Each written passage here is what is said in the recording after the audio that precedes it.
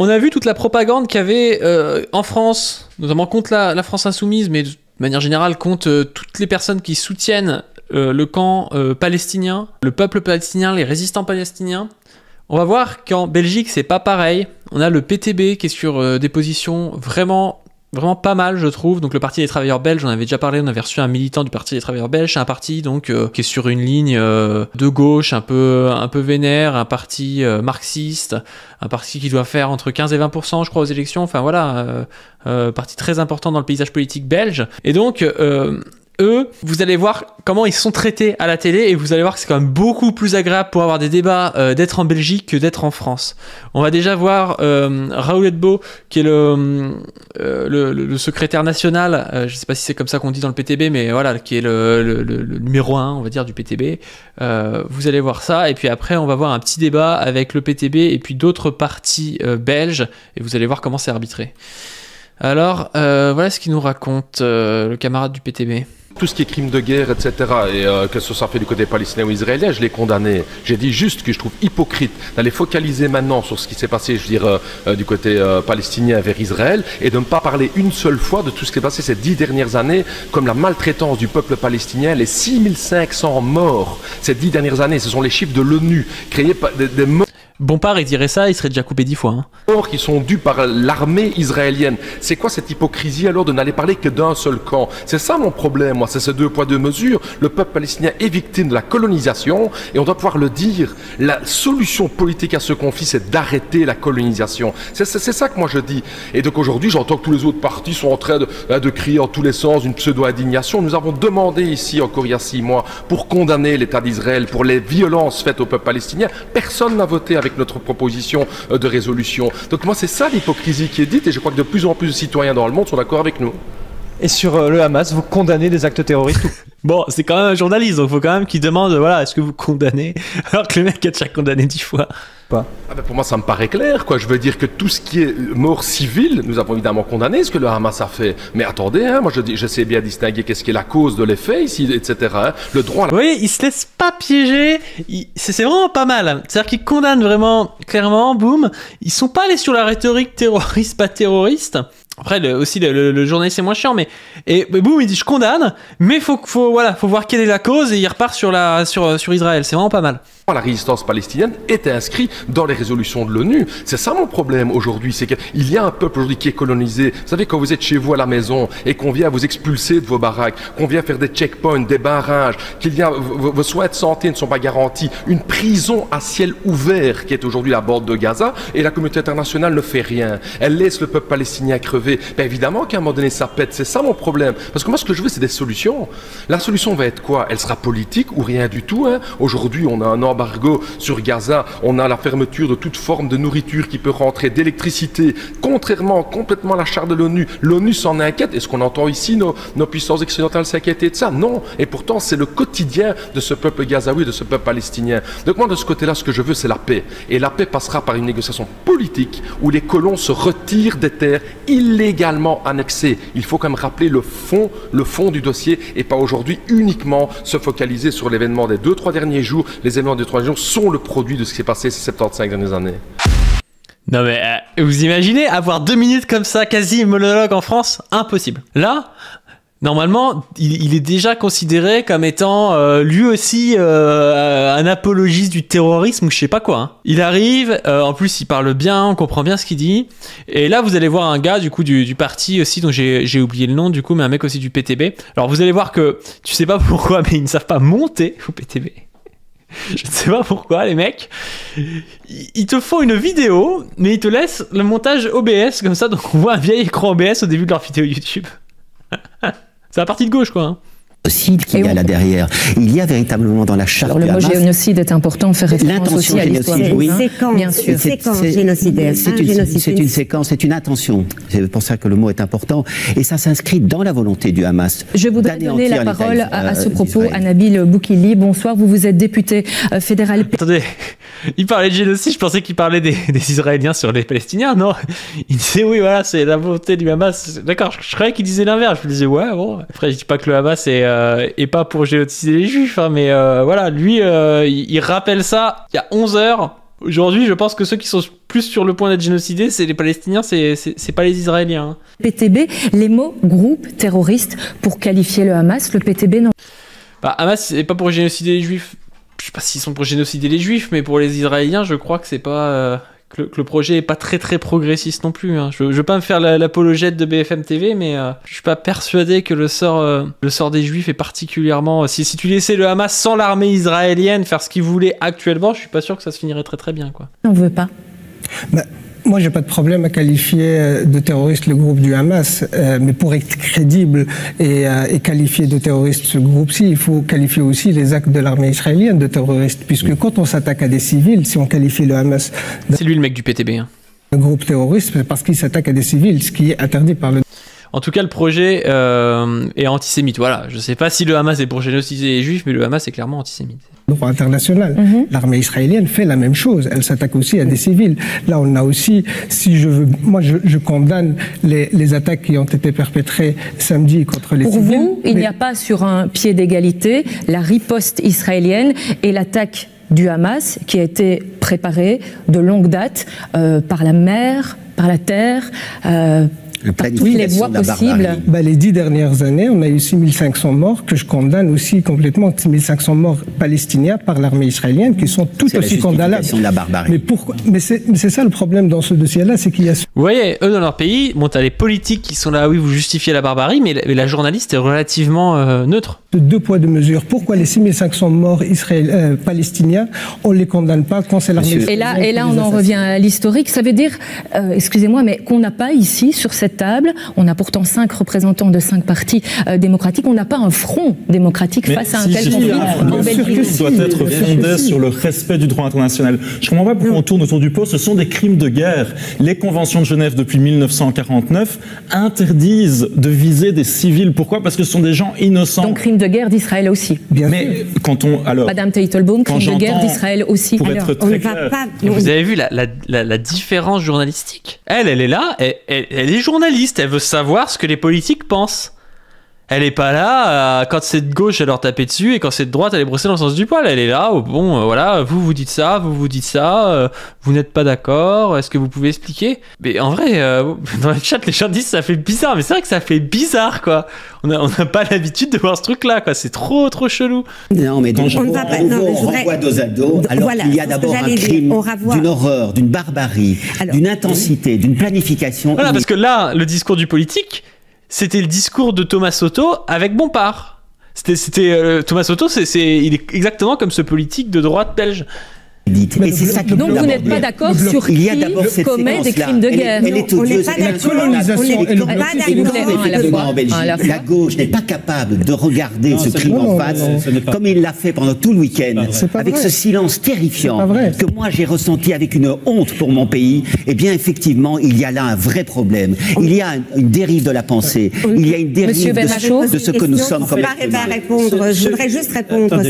On m'a donné la parole, si je peux. Et je reviens vers vous, madame. Simplement expliquer ceci. Je ne laisserai pas dire que nous avons la moindre ambiguïté par rapport à des actes qui touchent, ni aujourd'hui ni jamais. Je ne laisserai pas dire que nous avons la moindre ambiguïté par rapport à des actes commis contre des civils. En tout cas, votre position a été répétée. Juste une seconde. Comprendre les causes. Mais déjà, c'est trop bizarre parce que dans leur pays, il y a plusieurs partis politiques différents qui demandent à comprendre les causes du conflit. Déjà, là, il y a un problème, quoi. Nous, il y a le PCF et la France Insoumise, mais il y a le PCF qui fait un peu semblant que quand même la France Insoumise est bizarre avec le conflit alors qu'ils ont la même ligne. Mais voilà, nous on a 2 partis qui sont dans les partis un peu classiques. Après il y a le NPA, tout ça, mais c'est pas des partis qui sont très représentés à la télé, qui ont des députés et tout ça. Chez eux, voilà, c'est normal, on peut tenir un discours de gauche en fait à la télé. On ne le fait pas pour relativiser la gravité d'un crime. Madame on le fait pour que ça ne se reproduise pas. Madame Teitelbaum, Monsieur Dalmagne, je donne la parole à Madame. Je ne peux pas parler, ça va pas aller. Parce qu'il y a quelque chose de faux qui a été dit tout à l'heure sur la décapitation des bébés, que les choses soient très claires. Ah oui, alors ça c'est un fait qui n'a pas été vérifié sur les chiffres de... Non mais vous avez vu la journaliste, elle dit voilà, le truc de décapitation des bébés ça n'a pas été vérifié. Elle fait son taf en fait. C'est une dinguerie le truc. Nous ce serait ah oui il a raison, donc la décapitation des bébés, qu'est-ce que vous pensez monsieur Bompard, est-ce que vous condamnez? C'est une putain de dinguerie, elle fait son taf en fait, elle dit ça n'a pas été vérifié, donc il faut être prudent. De décapitation des bébés, le monde le dit, s'il vous plaît, on ne va pas s'arrêter sur ce fait-là parce qu'il n'est pas vérifié, Madame Teitelbaum. Non mais c'est une folie quoi. Je veux dire, c'est qu'il y a d'une part le chaos et la terreur qui a été semé samedi dernier par une organisation terroriste avec des actes barbares que d'aucuns qualifient comme pogrom. Ce que vous avez dit d'emblée. Voilà. Oui. Et puis il y a effectivement un conflit où il y a eu des morts de part et d'autre, où il y a des disputes de part et d'autre, et on ne peut pas comparer. On peut condamner les morts et toutes les morts doivent être condamnées. On ne peut pas comparer un conflit avec. En tout cas, voilà. Excusez-moi. Ce qui est délirant, c'est que le discours des gens de droite, donc les discours des gens les plus radicaux, anti-palestiniens et tout, en Belgique, c'est le discours de nos journalistes, voire nos journalistes sont plus à droite et sont plus impérialistes qu'eux. Je mets la pause ici, Monsieur D'Allemagne, je posais la question de... Excusez-moi, merci. Je posais la question de a-t-on un front démocratique face à un tel conflit? Force est de constater que ce n'est pas vraiment le cas, et je précise que ces questions visent à clarifier vos positions, celles de vos partis respectifs. Continuons, s'il vous plaît. Population civile encore aujourd'hui. Monsieur D'Allemagne, Israël bombarde. Mesdames et messieurs, on passe à la suite. En tout cas, tout ce que vous dites sera utile lors du choix dans les urnes. Je vous propose de parler du rôle. Et voilà, elle dit les gens font leur choix dans les urnes par rapport à ce que c'est pas. Mais la France insoumise n'est plus républicaine. C'est ouf. Hein. Justement, que doit pour vous avoir la Belgique aujourd'hui? Pour l'heure, on le sait, avec l'Union européenne, elle apporte une aide au développement à la Palestine. Madame Teitelbaum, est-ce qu'il faut poursuivre cette aide au développement? On parle d'1 milliard en 2021-2024 notamment. Alors pour le MR, nous ne sommes pas contre la suspension d'une aide économique et d'une coopération économique et d'une coopération politique. Par contre, l'aide humanitaire, elle doit se poursuivre. Un civil est un civil. S'il est en danger, s'il est malade, s'il est victime d'actes de guerre, il doit être aidé. Donc une poursuite de cette aide au développement. Mais il faut faire attention aussi à ce que cette aide ne soit pas détournée. Alors justement, on va en parler avec vous, Monsieur Boukili. Cette aide, on le précise, elle finance des écoles, elle finance des hôpitaux, elle finance des usines de purification d'eau également. Voilà, donc en plus, elle dit, quand c'est les aides, parce que quand tu dis, est-ce que vous voulez couper les aides, ça paraît abstrait. Elle dit, donc c'est les écoles, c'est les hôpitaux, c'est les trucs de purification d'eau. Donc on voit très bien là que si on supprime les aides, on est en train de baiser la vie des civils. Parce que bon, les civils, ils ont besoin d'eau, ils ont besoin d'écoles, ils ont besoin d'hôpitaux. Donc rien que de faire ça, en fait, c'est en France, elle serait considérée comme une islamo-wokiste. Hein. Est-ce qu'elle finance aussi le Hamas ? Non, je pense que cette aide, elle finance, comme vous avez dit, des services publics et des infrastructures qui sont nécessaires pour la population. Donc pour vous, elle n'est pas détournée, on la poursuit? Non, oui, bien sûr qu'on la poursuit, et surtout dans le cadre actuel où on coupe l'électricité, où il y a un blocus qui est considéré comme un crime de guerre. Un blocus total, c'est un crime de guerre. C'est comme ça qu'il est nommé par l'ONU. Et là, Madame Teitelbaum, il faut être honnête. Oui, Madame Teitelbaum, il faut être honnête. Si vous dénoncez les crimes de guerre, il faut les dénoncer pour tout le monde. Il ne faut pas faire deux poids deux mesures. Il ne faut pas choisir vos vies. Et ça, c'est l'élément de langage du PTB. Vous l'avez vu tout à l'heure avec Raoul Edbo, avec lui aussi. C'est de leur renvoyer. Ouais, mais attendez, vous dénoncez crimes de guerre, il y en a des deux côtés. Il ne faut pas faire un deux poids deux mesures. Et du coup, eux, ils peuvent contre-attaquer, mais parce qu'ils n'ont pas les journalistes qui les insultent toute la journée à leur demander s'ils condamnent les violences et si c'est pas des semi-terroristes. Et là, du coup, on a de la vraie politique, c'est-à-dire que chacun balance une vision du monde, il y en a qui vont être plus d'accord avec elle, d'autres plus d'accord avec lui, mais c'est beaucoup plus intéressant quand même. Cette notion de crime de guerre, vous n'êtes pas d'accord. Est-ce que vous condamnez les crimes de guerre commis par Israël? Est-ce que vous les... Voilà, ça inverse le truc. Ça, c'est passible de dissolution de ton mouvement en France. Hein. Condamné ou pas? Condamne les crimes de guerre. Le blocus, de tous les crimes de guerre. Okay. Le blocus aujourd'hui n'est pas un blocus étanche. D'ailleurs, on l'a vu, l'armement est arrivé. On aurait préféré que ce soit des vivres. Le blocus n'est pas étanche parce que de l'armement est arrivé. L'armement, il passe par des tunnels et tout. Et voilà, donc ça veut dire qu'il n'y a pas vraiment de blocus sur Gaza, hein, parce qu'il y a des tunnels qui sont gérés par le Hamas, ça veut dire qu'il n'y a pas de blocus. Qu'est-ce que c'est que cette connerie? S'il vous plaît, revenir à la question que j'avais posée sur l'aide au développement. Georges Dalmagne, je m'adresse aux députés, mais aussi à l'ancien directeur des opérations de Médecins sans frontières. MSF demande aujourd'hui que cesse ce qu'il appelle une punition collective à Gaza.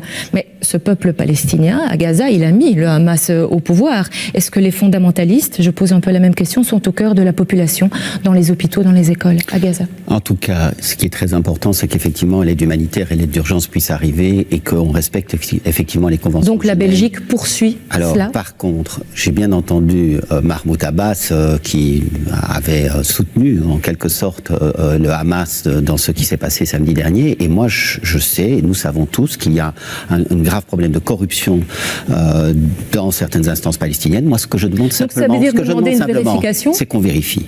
Tout simplement, ça me paraît de bonne politique qu'on vérifie. Donc on continue, mais on vérifie. Samuel Kogolati, je vous pose la même question. Est-ce qu'on continue tel que cela se fait actuellement et depuis plusieurs années? Donc même les mecs de droite, ils sont plus ou moins pour donner des aides là-bas.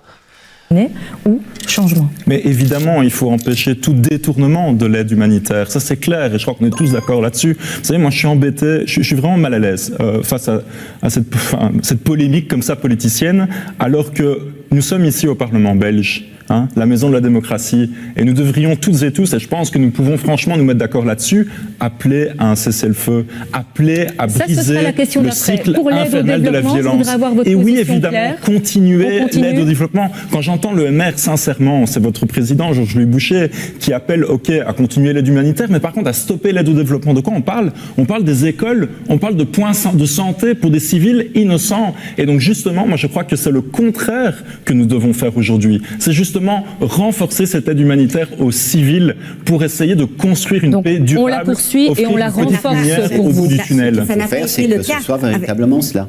C'est une aide au développement. Et donc ne pas la parole à Malik Benachour, si vous voulez bien, pour le Parti Socialiste. Cette aide, on n'y touche pas. Est-ce que vous êtes pour un contrôle avant de la donner? Est-ce que vous êtes pour une intensification, comme le dit Écolo? D'abord, il faut savoir que l'aide au développement en Palestine est une des aides les plus vérifiées, scrutées du monde. Les choses sont très claires de ce point de vue-là. Imaginez... Déjà, on a l'impression que les mecs connaissent un peu le sujet aussi. La stupidité, l'absurdité d'une proposition formulée en effet par le président du MR, qui consiste à dire il y a une flambée de violence inédite, extraordinaire au Proche-Orient. Et la réponse de la Belgique, ça va être quoi? Ça va être de ne plus financer des écoles, de ne plus financer des hôpitaux, de ne plus financer des projets d'agriculture. Madame Teitelbaum, c'est ça la réponse du MR? Aucun sens. C'est une absurdité, c'est une stupidité. C'est certainement... c'est pas ça. Il s'agit. C'est ça qu'il a dit en tout cas. Ben oui, mais parce que aujourd'hui, on a effectivement un conflit avec le Hamas qui est au pouvoir depuis 2007 à Gaza. Il n'y a pas de vérification qui est faite sur l'aide humanitaire à Gaza, sur l'aide, la coopération palestinienne. C'est ça la différence qu'il faut faire. Le Hamas est une organisation terroriste, mais on ne peut pas assimiler tout le peuple palestinien au Hamas. C'est ça le problème. Le Hamas, c'est le gouvernement de Gaza. Déjà, quand on analyse, quand on fait du méta politique, on se rend compte que c'est un 3 à gauche, 2 à droite. Déjà, c'est étonnant. Il s'agit simplement d'ouvrir les yeux. Oui. C'est trop compliqué d'ouvrir les yeux. Mais non, évidemment non. Mais non, vous caricaturez. Ce n'est pas ça. Non. Pourquoi la Commission européenne? Pourquoi, par exemple, le gouvernement allemand, des caricatures, socialiste, s'il vous plaît, écolo et libéral demande une vérification? Monsieur Dalmagne. Ce ne sont pas des extrémistes qui le demandent en Allemagne. Donc, on a compris. Les uns vérifications, les autres on continue. Il y a ici. Non mais ils sont tous en fait pour les aides, mais il y en a qui veulent vérifier quoi. Ouais. Et puis elle prend pas parti, elle résume. C'est trop bizarre. C'est vraiment trop bizarre. En fait, ça donne envie d'émigrer en Belgique. On va aller en Wallonie. Je vais devenir suprémaciste wallon. Aussi des nuances et c'est important d'en parler. Je vous propose un tout dernier tour de table et puis on va poursuivre le tour de l'actualité avec François de Brigode. On parlait de solutions d'apaisement. Il faudrait déjà réussir à apaiser au Parlement fédéral. Mais sinon, la solution d'apaisement, quelle est-elle? Malik Benachour, est-ce qu'il faut, je sais pas, envoyer une force de paix, des casques bleus là au Proche-Orient? Quelle est-elle la solution en quelques mots? Je précise que je n'ai plus idée du timing, peut-être que mon oreillette a lâché, mais donc n'hésitez pas à me tenir au courant. Il faut revenir au droit international pour rendre possible une solution à 2 États qui est aujourd'hui rendue physiquement impossible par l'ampleur de la colonisation israélienne. Et il faut comprendre que la meilleure garantie pour la sécurité, c'est la paix. Alors, je vais vous dire un scoop. Vous imaginez, ça c'est le Parti Socialiste belge. Donc voilà, c'est pas la condamnation let's go, Israël peut riposter, je sais pas quoi, mais voilà, faut faire attention aux civils, alors qu'on sait très bien qu'ils feront pas attention aux civils et qu'ils s'en branlent. Non, la colonisation elle est trop loin, il faut un peu décoloniser. Ce type-là, il passerait pour un indigéniste en France. La paix, figurez-vous qu'elle se fait avec son ennemi. Elle ne se fait pas sans son ennemi, elle ne se fait pas contre son ennemi. Donc, solution à 2 États pour l'heure, on n'y est pas. On va le faire très bref. Je vais vous dire honnêtement, en fait, notre timing est terminé. Et donc, je voudrais savoir, en une phrase, Madame Teitelbaum. Oui, solution à 2 États, mais vous n'allez jamais plaider pour qu'on fasse. D'accord, ça ne nous donne pas une solution. Pourquoi est-ce que vous plaidez pour qu'on fasse l'affaire avec le Hamas? Un cessez-le-feu immédiat, contribuer pour l'arrêt de la colonisation et la liberté et avoir un État indépendant pour le peuple palestinien et la levée du blocus sur Gaza. Une solution à 2 États, un interlocuteur palestinien crédible et une implication claire des pays arabes, de l'Europe et des États-Unis et d'autres puissances pour effectivement consolider cette paix.